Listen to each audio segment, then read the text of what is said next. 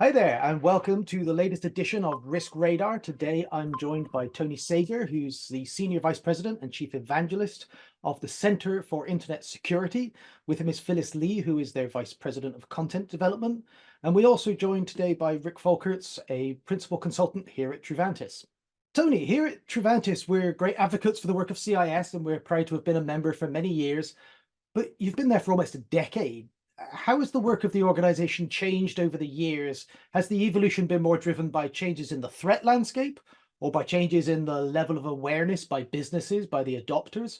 What's driven the change as it's grown over the years? Yeah, great question, Andy. So yeah, I joined after my first career at the National Security Agency in security testing for defense. And at the time when I had a small nonprofit company that we merged into the Center for Internet Security. And at the time, CIS was primarily known for the multi-state ISAC, the Information Sharing and Analysis Center. That was the majority of people and money and so forth. The company was actually founded around security benchmarks at the time. But those were seen as kind of two separate things. Security benchmarks use volunteers to create best practices, you might say, and it was all aimed at individual pieces of IT. What's the best way to operate a Windows desktop for security effect? Can we get good minds together, publish that, support it, and so forth? And then the ISAC was really about uniting state and local governments and brought the controls into that environment. And there were maybe 75 people in the company. And, but relatively independent. If we were impolite, we would say they were in, silos, but we don't say that. I actually used cylinders of excellence was the term I used for years. And we were treating them as kind of separate problems. There's sort of like operational management, there's good configurations, and then there's kind of operational management practices. How do I compose things and put them together? We have grown to shift our content development, and Phyllis can tell you about that, to keep up with those changes, right? It's more than technology. It's technology plus the way businesses use technology, plus the tradecraft of bad guys. You have to kind of integrate all that together and say, best practice is often not obvious. And so how do you pull that together and translate it into specific steps as opposed to kind of, telling people to, hey, do better hygiene. Well, what does that mean? If you don't be specific about it, then you can never have a campaign. You can't have a measurement. You can't have a progress indicator or a maturity indicator. So we've really built up the program both as a reflection of the rising problem, enterprises' awareness of it, but also to look at the wave of technology and how do we integrate all those into one picture. So it sounds a little more complicated than it is, right? We're all trying to survive to the next day in cybersecurity, but I think we've done a good job of if you looked at the evolution of the controls, you could see when we started to take on things like making it more naturally cloud native or making it more linked to other nonprofits or other sources of wisdom or practice and try to integrate that. So we think of this as kind of team sport for us. We have our work, but we do work closely with folks like NIST around mapping to frameworks. We work with other nonprofit friends like Cloud Security Alliance and SafeCode to make sure that we're all synchronized on what is important, right? What needs to get fixed, and then how can we be prescriptive about fixing it? Right. And Phyllis, do you find that most of your adopters are in the US, or is there global awareness of the programs? Yeah, that's another great question. Actually, there is global awareness of the CIS critical security controls, as well as our secure configuration guides, the benchmarks. And one of the metrics we use is our downloads. So today, the number of downloads from outside the US comprise 60% of all our downloads for the CIS critical security controls, which is pretty amazing. Additionally, we get a lot of outreach from consultants and adopters of the controls from overseas, as well as we participate or we have participation in international standards bodies like ETSI, which is mainly, EU adopters. We have controls in many ETSI documents and referenced as normative references for cybersecurity, for cloud, for general enterprise defenses, etc. So we are, used all over the world. And Rick, you use the CIS publications in a lot of our consulting projects, especially the CIS controls. Do you more often see clients asking us to help them with CIS focused projects? Or do they more often come in with a business issue and it's us that's recommending CIS resources as kind of the source of best practice and thought leadership to use? So for me, most often it's a business issue. They're not 100% sure of which direction to go. They know they want to do something, right? And they're just not 100% sure how to implement it. And I find that CIS is a really good place to start because of the different implementation groups. So it gives them a step-by-step, it's a little more prescriptive than say NIST or any of the other ones. And so it gives them a really good step-by-step, start here and we'll get to there. And it gives you targets. And then I've seen another company, other companies that have implemented part of it and just kind of want to see what the progress has been.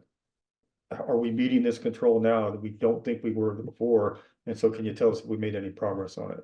So it just kind of depends on where the company's at in their journey, for lack of a better term. But really, most of the time it's a business problem that they just don't know where to start.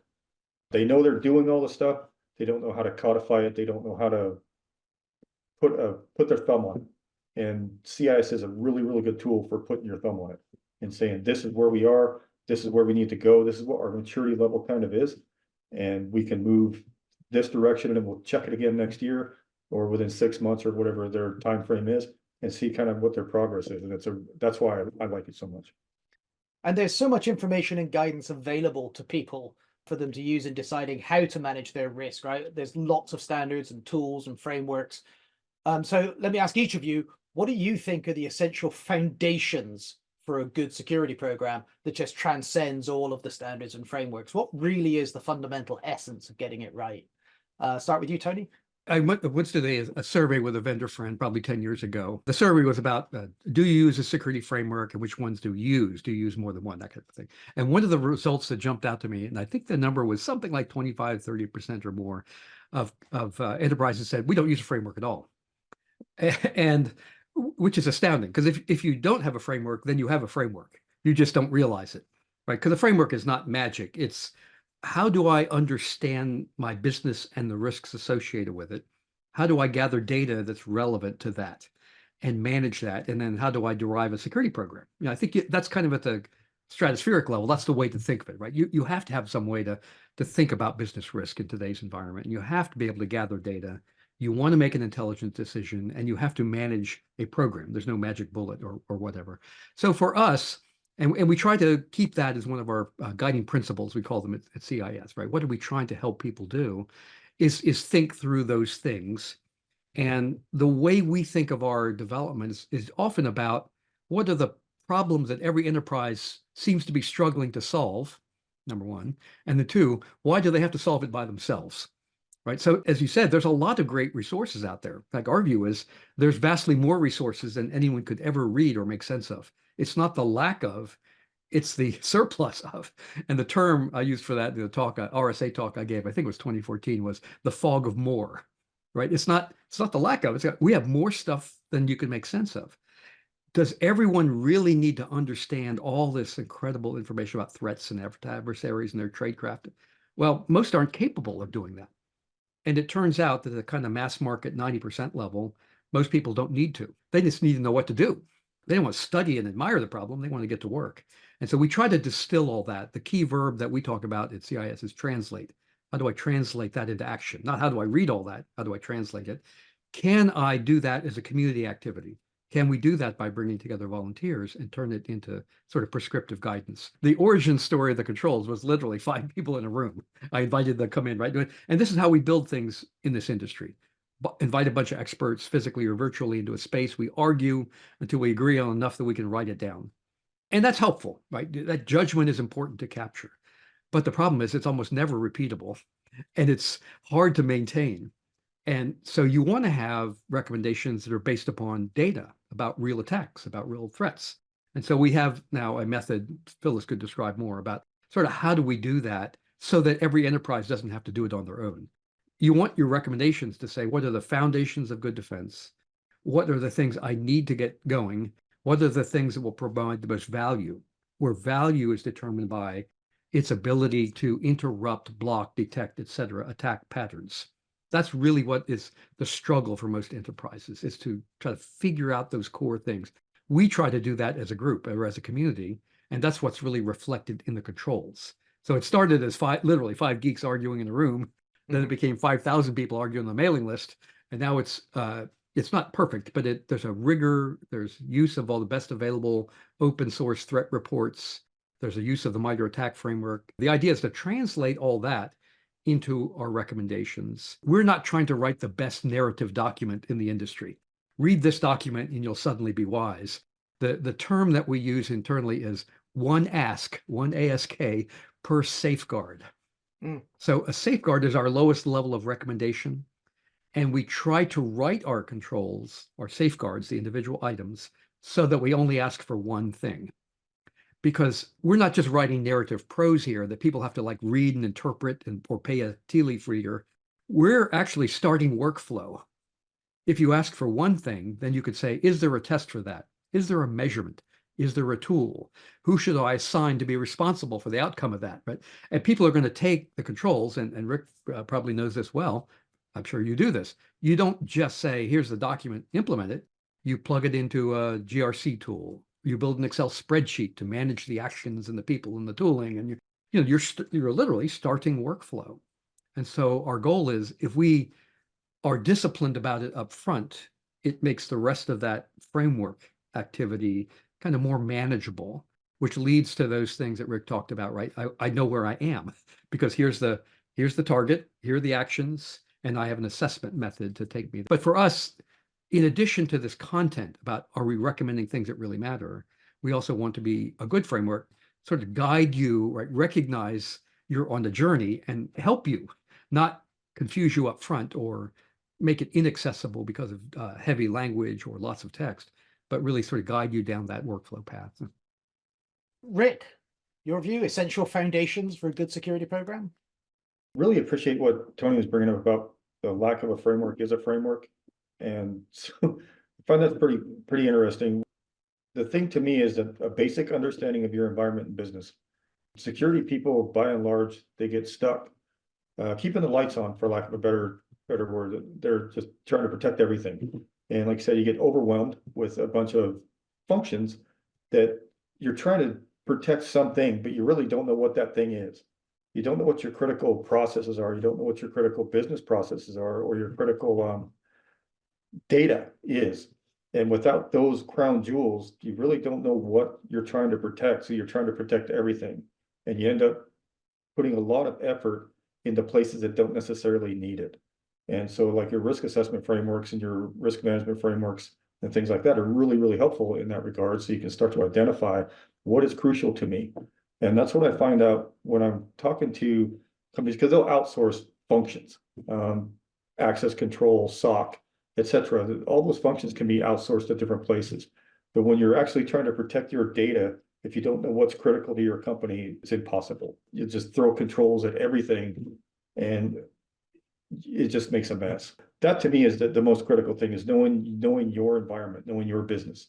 And even as a security professional, it's difficult to do because, again, you get bogged down into what are my firewall rules and what kind of access controls, who's my admins, all these kind of things.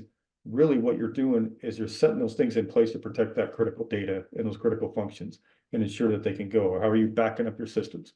Those kind of things. That's what is critical to me, is knowing the environment, because otherwise you're dropped into the middle of it and all you can do is basically the 10,000-foot view all the time. Phyllis, essential foundations?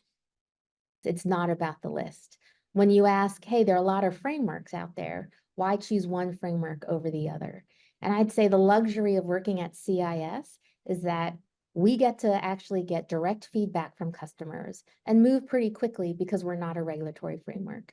And so when I came here, I first thought, why do people adopt these controls? Why do people care? And because, I came from NSA. And so it's kind of like, oh, when you're at CIS, people listen to you, they listen to what you say, they do what you say, and they give you great feedback, and we can take action on that. When we say it's not about the list, it's really around the ecosystem of the list. There's 70–80% overlap of all the lists, right? And Sure. so you can get a pretty good feel of what you need to do because you see all these lists. But the question is, when we talk about the ecosystem of the list, like Rick said when it's his first response, how do I get started? I can't do everything all at once. Is there a prioritization? How do I measure? How do I know if I implemented something successfully? how do I know? Is there tooling around it? And so what we've done at CIS is to provide that to you, give you that prioritization through implementation groups, as Rick said, work with product vendors, and also provide that free tooling so you can figure out how well you implemented something, a control or a safeguard.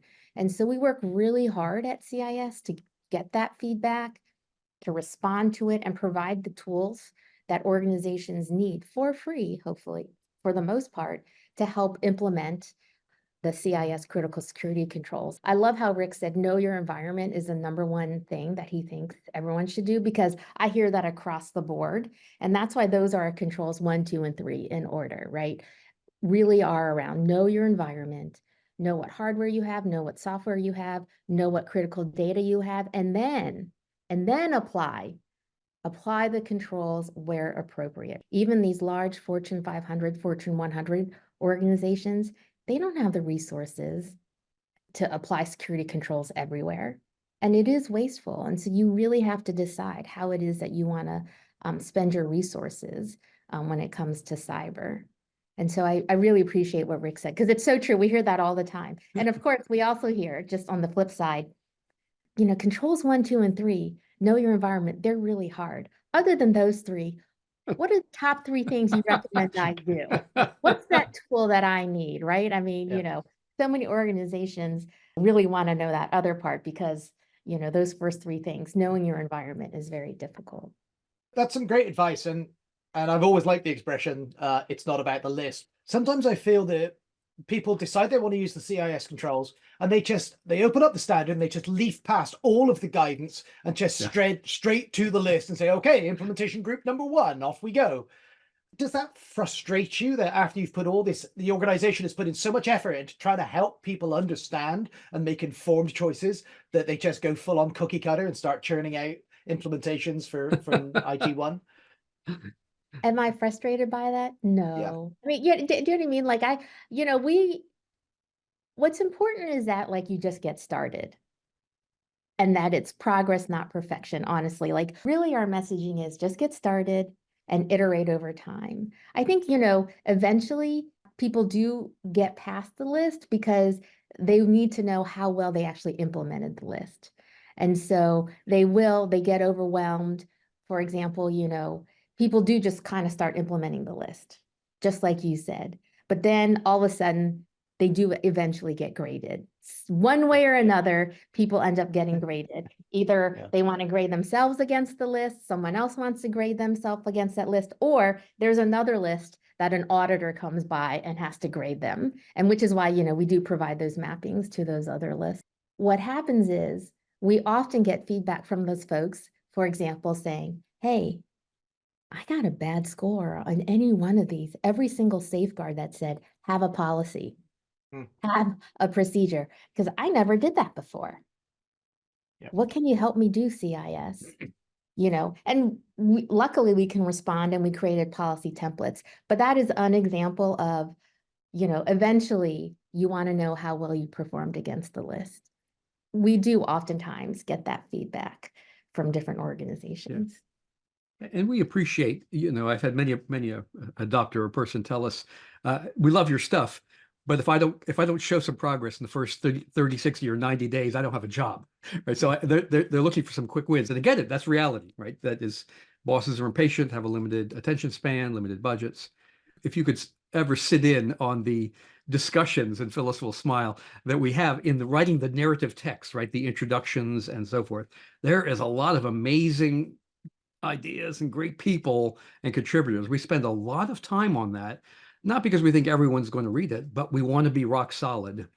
At the end of the day, people are looking for, at least as a starting point, sort of things to do, things that can show progress, can be funded, can get the attention of bosses and so forth.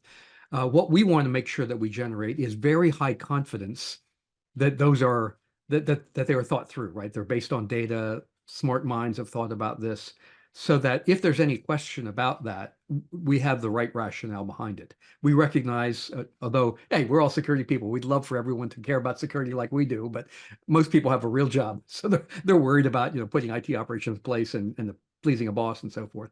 but we want to feel generate confidence, right? So that people can take our work, do something useful with it. And, we also recognize there's no one size fits all. So people need an organized way to say, okay, and Rick comes in and you look at the specifics of any one enterprise, and there's going to be a lot of variation, right? What are the crown jewels? What is the risk appetite of the leadership? What is the regulatory context within which this company sits? And so someone like you wants to understand the rationale so that you can better adapt the ideas to the specific customer that you're talking to, right? And we want to provide you with enough information so that you can do that in a confident way, not just kind of make it up or, whatever folklore, but you can look at back and say, I get it. The folks that were behind this was their intention. These are the kind of problems they're trying to stop. Here is the modeling that they use to say that this recommendation is worth doing and so forth. And so we want to have all that out there. We do our best to be 100% transparent, right? If you want to argue our methodology or our results, great, it's all there. And we're happy to be in that discussion with you. There is no hidden rationale or mystery.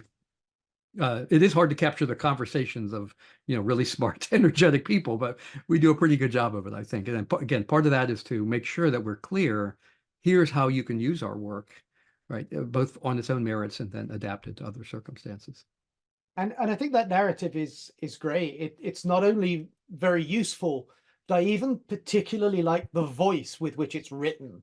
I find it so easy to read and understand. I'm reading it and it's like I'm chatting to Phyllis and Tony as I read the narrative, and it's just a conversation and it makes sense. Some other standards are just so clinical and cold. I mean, there's a control in NIST, I forget the exact words, but it's something like ensure that identities are proofed before transactions complete or something. And it's like, you're not talking my language. I can work out what you mean, but can I just chat to Tony about this? It'd be so much easier. So I really like the voice in the I'll tell you an anecdote. One of the first big mentions of the controls that kind of put it on the map was it was the California Data Breach Report of 2016, I think it was. And if you remember that. And she signed it out. That's the Attorney General in California, and caught me completely by surprise. By the way, I was running the controls for the one-man thing. Like, wow, where did that come from? Recommendation number one is you use the controls. So I finally tracked it down. It was a woman who happened to be the director of privacy for the state of California at the time. So the report was a summary of data breaches of the preceding 3 years.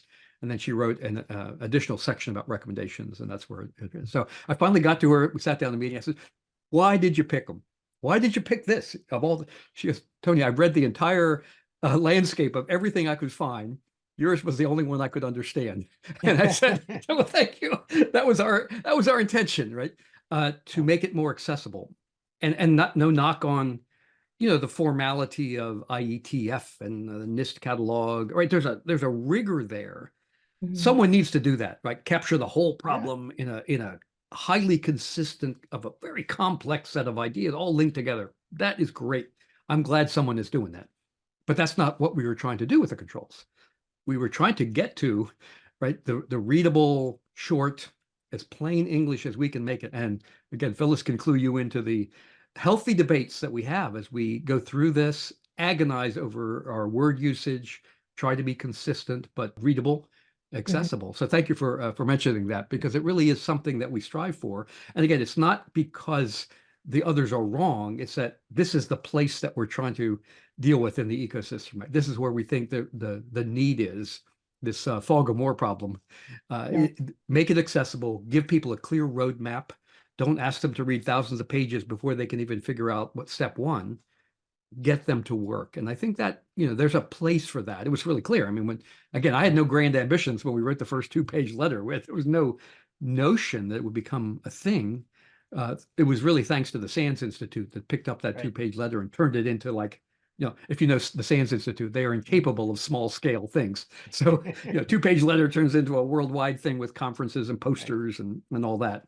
But it really found a home, right, for people that were looking for something that was accessible to latch onto, that had, again, confidence generating, content behind it that could be used, again, by folks who are assessors, sort of security architects and things, though, to help them if you're not part of a giant enterprise, like one of the big accounting firms, right? They trot out a giant handbook. We're going to assess you, whatever, the Deloitte way or this other company's way. We really found our early mark in, I'll say, smaller consultancies, individual consultants, assessors, and so forth, who were looking for an independent source to point to say, I can either convince the customer I'm really, really clever and you should hire me, or it could say, look, here's an independent source of what you should do. I'll assess you against that, and I'll make sure I'll build a roadmap to you against that, and so forth. That seemed to have struck a chord in the industry that, that led us to where we are today. I'll add on to Tony to say, we work really hard to make sure when we write down that concise safeguard, or, that is easily understandable and organizations know what to do to kind of implement that. We do get a lot of questions on what does it mean to implement this? If I did it this way, do I get the thumbs up? Is this good enough? Is this okay? And, we do often refer back to that main body and say, hey, the body says this, so we say yes. And we have other resources as well. But it is nice also to keep us on track. We have turnover in the company, we have this, that, and the other, and we can always go back to that beginning text, which we do work hard on to give context on, hey, what does it really mean to implement this control? What is the intent? And then that's kind of like the guiding light also. We try to be pretty prescriptive in those sub-controls or safeguards. We do believe that many organizations, when they go to say, what does this really mean? They go back to that beginning. There's so much in the stand or in the controls and in all the other standards and frameworks. There's so much that people could be doing, should be doing, perhaps. What do you think is left as the cyber soft underbelly of industry at the moment? Is there a blind spot anywhere in particular that you think is just not getting enough attention from people?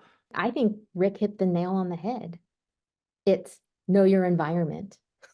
I mean, honestly, it is when you talk with, and I've had a lot of talks with, like, for example, the Microsoft Dart team and people who run, those SIM tools. And what's the number one thing that gets organizations every time? And the number one recommendation out of all those incidents and all the data that so many organizations have is know your environment.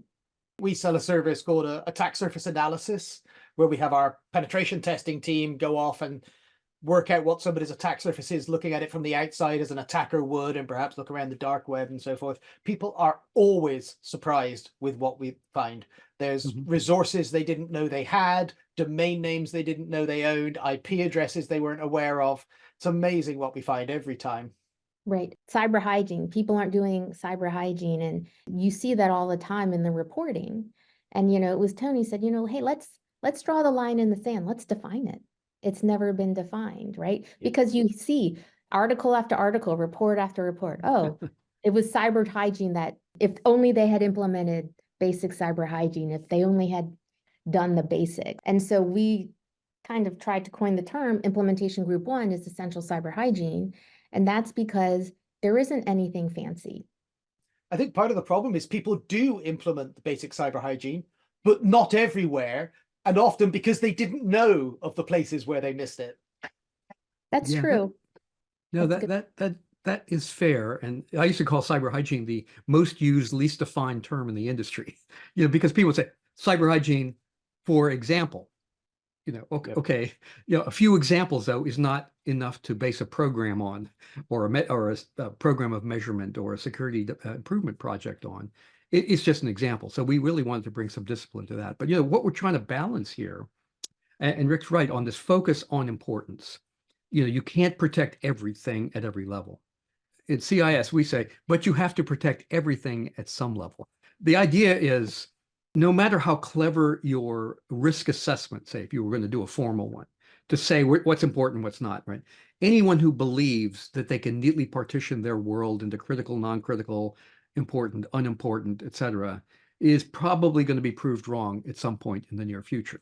That's the nature of it. We're all connected in business complexity that we don't even understand today. So it's not that everyone needs to be protected at the top tier. It's that we should sort of expect a basic level of cleanliness. That's roughly why the public health analogy sort of works, right? I sort of expect that everyone has a certain level of protection, not, within reach, not extraordinary, don't need $1 million tooling to get there. But I expect a certain level of management of passwords and administrative privilege and, inventory control and so forth. If you believe in the Pareto principle, if that rings a bell, or the 80-20 rule, Yep. right? I want to spend a little bit to get most of my value. And that's kind of where you think hygiene belongs. But I really want to spend my attention and money on things that really, really matter. So what I want to do is get the other stuff out of the way as quick and cheap, automated, repeatable as possible. Let's do that. That's the foundation of defense. Now I want to look at my company and my real risks, right? Not the mass market things everybody has to worry about, but what is important. And it takes a skilled person, Rick, who, as you know, and as you have, to come in and pull that out of people. What is your business dependent upon? That's a non-trivial question. And that's important to draw that out, because you, as the consultant coming in, you can't figure that out. You can tell them all the technology implications and the security issues, but at the end of the day, they have to understand what is it that's really critical to my business operations. What would be the implication if something were lost or missing or altered or et cetera? Only they can understand that. So you have to kind of draw them through that discussion and then make the tie for them, right? The tie between business importance and technology implementation. We get you. That is a non-trivial exercise. That's where you want to spend your energy, though, right? Not on do you have patching in place, and are you managing your accounts well? That'll be table stakes, so that you can get to these really richer discussions. And you can try. You're right. That is the most difficult thing. It takes a lot of thought. It kind of comes down to business impact analyses before risk analysis. It takes a lot of putting that together. And so, yeah, because along those lines, I was thinking about inventory and accountability and shadow IT. So what happens is often is a company will have a piece of software and application that does this function, and they'll replace it without ever deprecating the other one. And it just kind of sits there and unpatched and everything. And it's not necessarily the data that's going to give you trouble. It's the path to the data that's going to give you trouble. So that path remains wide open. And that's where that attack surface analysis that Andy was talking about comes into play too. And that is, to me, that's that soft underbelly of cybersecurity, is just letting things go or not improving something because the people don't like change. Everybody hates change, and it's the way life is. But sometimes you have to change because the system that you're using isn't going to be supported, or has an old Linux version, etc. And you can't get out of it. But you have to get out of it. And you have to actually make that move. It becomes a gigantic risk to your company to make that path to your data. And it leaves it open to attackers. That, to me, is what the soft underbelly was. That's what kind of about know your environment, know your business, know your criticals. All ties together. All of that is around good, disciplined business and IT operations. It's not exotic security. It's about the discipline of what am I buying, who's responsible, where's it going, is it deprecated, is it removed when it's not used, et cetera. And that implies a certain level of visibility that a lot of folks don't have, or they didn't think about in that context. For context, we released the NSA security guides that we developed for the DoD and the intelligence community. That was June of 2001, I remember well. We did it for a variety of reasons, but that actually started my public speaking career, quite accidentally, as Phyllis will tell you. But I get out there, and here's why we did this and all the good benefits for the nation. And people started asking me embarrassing questions, and I will share them with you and your audience. It's kind of embarrassing because people say, that's great stuff, Tony, but what do I do first? And well, there's NIST documents and we've got these documents. And, yeah, but what do I do first? And I thought, these are like real life questions, the real life everyday questions of people, not like me, right? My job was to be the security wonk, to tell you all the flaws in your brain, in your thinking, and your architecture. This is the real life job of the IT guy who has to please the boss and has to show results and has to spend money and commit and so forth. And my gut reaction when people ask me, what do I do first, which became embodied later in the controls, was visibility. And that was one of the things about working at NSA, watching professional bad guys attack other nations for a living. What they took advantage of primarily was invisibility. The attacker, who was good, could find their way in, do reconnaissance at their leisure, build infrastructure at their leisure, completely invisible.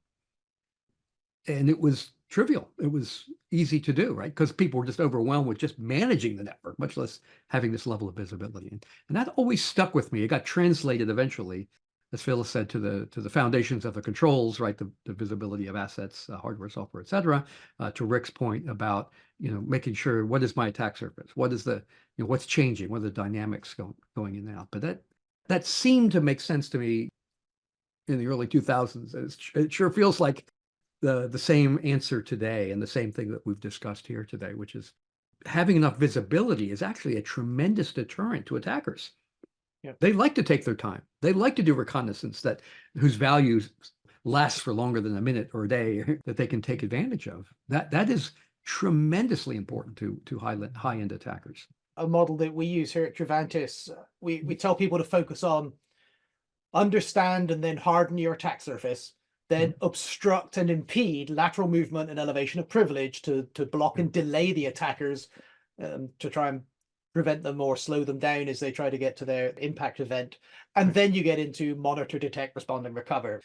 This is not rocket science. These are all well understood terms, but we use this as a simple thought model to try and it's mostly just about the vocabulary we're choosing to try and get people to approach defense more like an attacker rather than like an auditor. Do you think that's a useful approach when people are trying to make some of the hard choices about which controls they can even afford to implement? Because cyber defense budgets are not infinite. I think that's the right approach, right? Because again, you can't defend everything. You will never have a perfect defense. And if you do, something will change. And so it'll immediately become imperfect. The goal is to operate your IT infrastructure and then your business on top of that in a way that is discouraging, costly, risky for the attacker. So we talk about the risk model of the business, but remember, attackers have a risk model too. They don't want to spend more money than they have to. They don't want to be visible. They don't want to get caught. They don't want to face legal issues, right? They're looking for easy targets, and they can hunt at very large scale without significant additional costs. Too much of our industry is about, here's a bad thing, go block that port. Here's a bad thing, put in that patch. You cannot win that fight. It never ends, right? It's an infinite one-to-one. You have to think of defense as, how do I deal with millions of data points of badness? How do I translate them into a relatively small number of positive, constructive things that I can ask people to do? That's why I use the word translate when I talk about the controls, because that's really what's going on here. Those things that you talked about, Rick, those early words that you use, they're more than words, right? As you intended, they're about strategy. You get more value by building the foundations of good defense than you do by chasing individual responses. You need to respond, but part of what people forget is if you're going to respond, you have to be able to figure out what happened. If you don't have control of your assets, you have no idea what happened. You don't know if the logs were changed. You don't know what they took advantage of. Good attackers know how to manipulate all that. So being able to, people want to think of them as separate things, right? We're going to respond. But I said, if you don't have a good defensive prevention program, you don't have the information pieces you need to conduct a rational response. You don't know what defenses failed. You don't know the sequencing of the attacker's activities or how long and all that kind of stuff. So there really are connected activities. But I think that, to me, your approach is the reasonable one, to sort of focus on those things, and the other parts of it then become more doable, or in fact, doable at all. Phyllis, think like an attacker rather than like an auditor? Oh, yeah, we 100% agree. A lot of that is really how we prioritized our controls as well, Right. using that kind of attacker model. So Tony alluded to earlier in the chat about our community defense model, which is how we determined our prioritization. So we did look at those top threats, and we said, how is it that you actually prevent those top threats? And we did use a MITRE ATT&CK model to inform our prioritization of, hey, is it doable, was number one, a part of our model for small, medium enterprises, and is it going to help defend against those top threats? So things like having asset management, knowing your environment, while they don't directly defend against any kind of active attacker technique, we did put those in implementation group one. We did prioritize those things high because of just what you were saying is the attacker is going to do recon. You need to know where all your assets are. You need to really think about that. We did take that mindset of how's the attacker going to approach this? How is it that we can best defend? And that informs our prioritization, which is implement these things first. We strongly believe in prevention, and that's where the bulk of our controls are sitting. As other people like to say, left of boom. We don't want you to see the boom. We want you to be left of boom. Yeah. So Rick, you do a lot of assessment and audit work, I know. Do you have difficulty getting clients to understand that compliance is the vehicle, not the destination? Yes, that's 100% true. Yeah, because generally there's a specific law or framework that they're trying to get in compliance with, so that way they don't have to worry about it.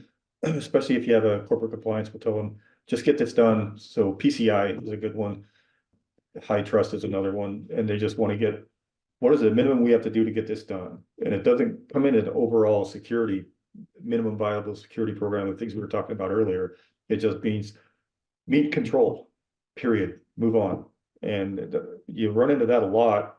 And that leaves big, huge gaps in other areas. And it's only for this piece of data.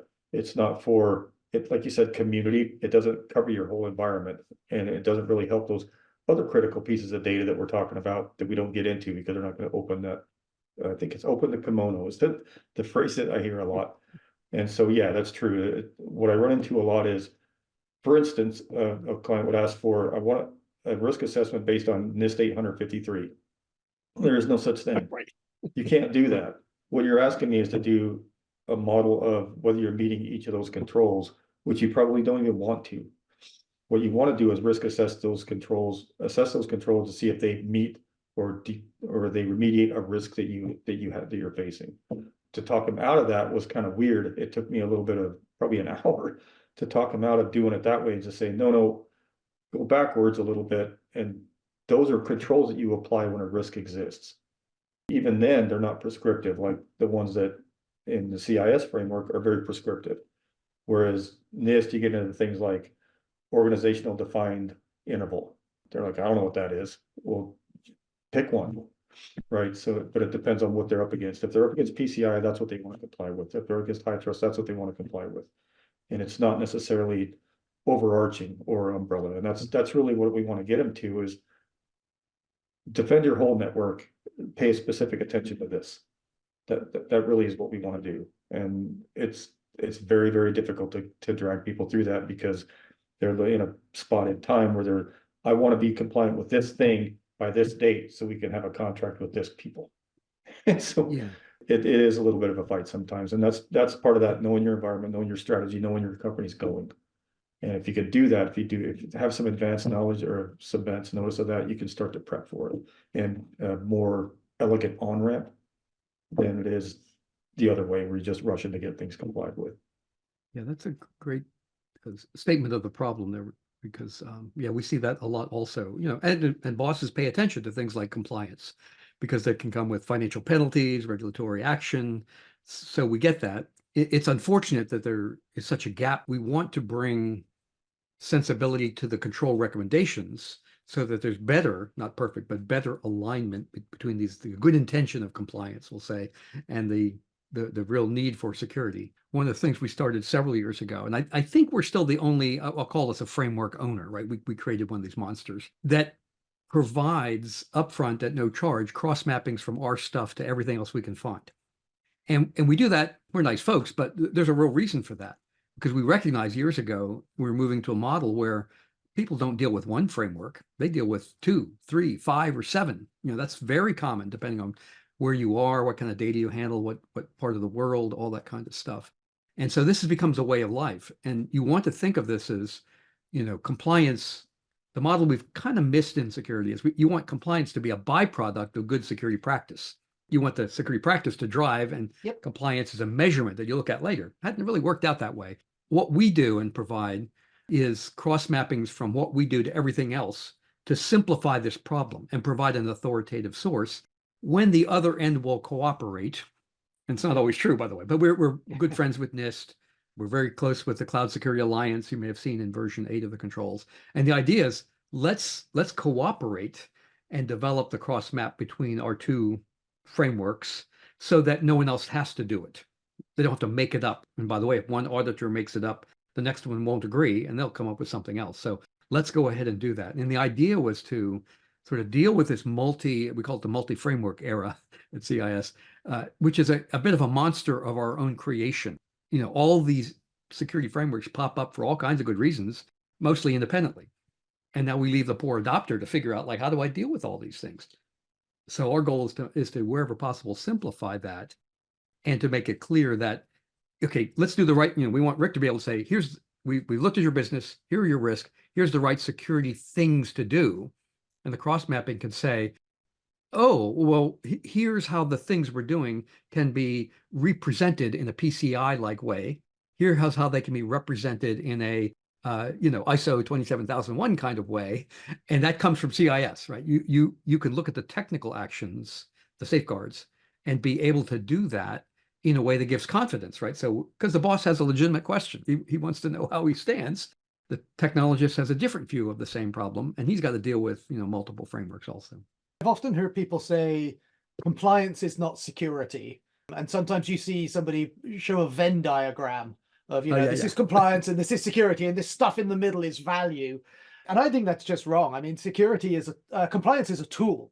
And if your compliance tool is not taking you to your security destination, you're not doing it right. No, I think that is very. I have a list of things, phrases I keep up on my whiteboard here, and you might be security truisms, statements in security that are technically true but not very helpful. So security not equal. Right? There's a technical truth to that, but it doesn't actually help you. And at the end of the day, our goal is to have confidence in our businesses, right? And the consumers can have confidence in us. And compliance is a tool that kind of is intended to push us in the right direction. It becomes, but in the eyes of bosses and regulators, it becomes the destination rather than the tool, which is unfortunate. But again, we have to learn to navigate that. And, our contribution has been to cross map and make that available to the community. It seems that no conversation today is complete without discussing AI. And I tell people that AI changes everything, and also AI changes nothing. It's the same control objectives, but your understanding of your threat landscape and your control implementations might need updating. What do you think? Is AI just a new lens to look at this through and to use what we already know and do? Or is it time for CIS Controls version 9, the AI reboot? So that's a Phyllis question, I can tell. So, we look at AI as just another application on the enterprise. At this point in time, we do not believe that we really need to change the framework in lieu of AI. Do you still need to know your environment? Yes. Do you then need to apply those security controls to those most relevant things? Yes. So the threats that AI pose to an enterprise, I don't want to minimize those, but don't necessarily affect the best practices that we recommend within our critical security controls. Any thoughts on AI, Tony? No, you're right. It changes everything and nothing. There's sort of the fundamentals that Phyllis talked about. Now, we're actively looking at it for our own work at CIS, like everyone else in the industry is doing. For right now, the view is it's amplifier. The things that we do, there's a number of things that could be done more rapidly, more reliably, et cetera. Like this cross-mapping thing we talked about. Cross-mapping is one of the most tedious activities. I don't know if you ever cross-map between frameworks, but my God, it is incredibly tedious because it's never one-to-one, right? And other frameworks might have the same information scattered across 2 or 10 documents. And the level of abstraction, the language is different. So there's a lot of complexity. So we're looking at those kinds of problems as an amplifier to the more overworked human beings who try to do this sort of correlation and so forth. So there's a lot going on there. I'd say one thing I would mention, though, and this is, I think, back to Rick's point, for me, the current discussions about AI take us back to a phrase that we use occasionally internally, which is content is king. We talk a lot about technology, but we try to remind ourselves, don't get lost in technology. It's really tempting to stay there. At the end of the day, it's like what information really matters, what content. And AI changes the way that content is generated. How do we trace back to the source of it? How do we have confidence in its integrity? Hasn't been changed.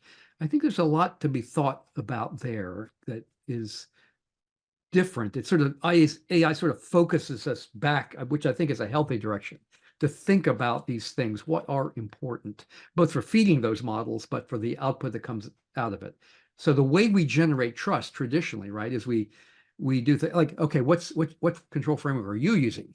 You know, is it match mine? Or what threat do you think, what joint threat is there to our supply chain, right? Have you been vetted by me? We have ways to generate trust either in multiple parties or in a transaction or a business arrangement that I think are going to be different as we think about the AI part of this. That is, what is it that we could learn, or what could we know about the kind of confidence I should have either in the conclusions that come out of these systems or in the source of this information? Can I tie it to something in which I have confidence?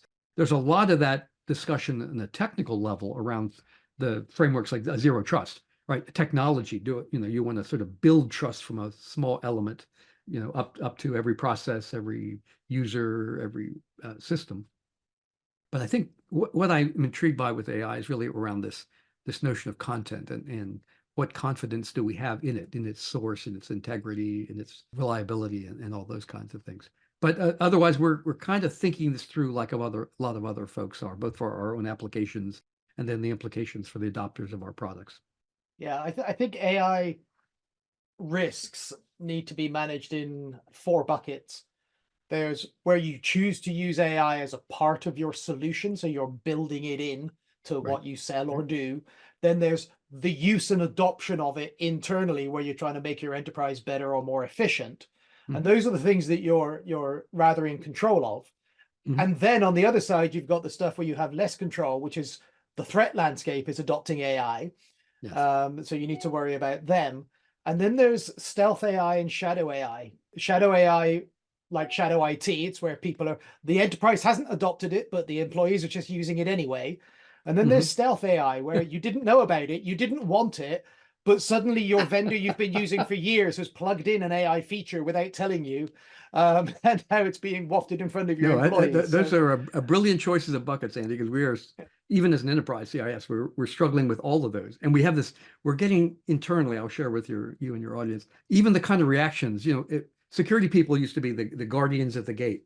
You can't adopt this new technology. We're not sure it's safe yet. We're going to study it for a while. And then how are you people holding us back? Don't you care about the enterprise and our, and now we're feeling that we're getting the same thing even internally around AI. We want to use these cool tools and we want to experiment with ChatGPT. But wait a minute, we're sucking up all this important company information. We don't know what's going on here. We need time to understand before we can have a policy, right? We're a little paranoid because we're a security company too. And it is a struggle. It is a struggle. We just did an evaluation of 2 AI technologies on behalf of a client that they were considering. And one of them, we were able to go through and understand it and give them the risks and so forth and things to consider. But the other one, it was just opaque. And we said, if you put your data in here, we have no idea where it goes, right? There's no assurance from the vendor, no explanations. It could be going off to third parties all over the place. It's just opaque. So it's very difficult to understand the whole supply chain. That brings us to a close. This has been fascinating. Do want to thank you all for joining us here today on Risk Radar. Our pleasure. It was great to be here from the Center for Net Security on behalf of myself and Phyllis. Really enjoyed the conversation with you guys and look forward to the next one. Thanks very much. I hope you enjoyed this episode of the Trivantis Risk Radar. We're a cybersecurity and privacy consulting firm focused on helping our clients manage risk, resilience, and trust for their organizations. Do let us know if we can help you in any way as you navigate through this ever-evolving threat landscape.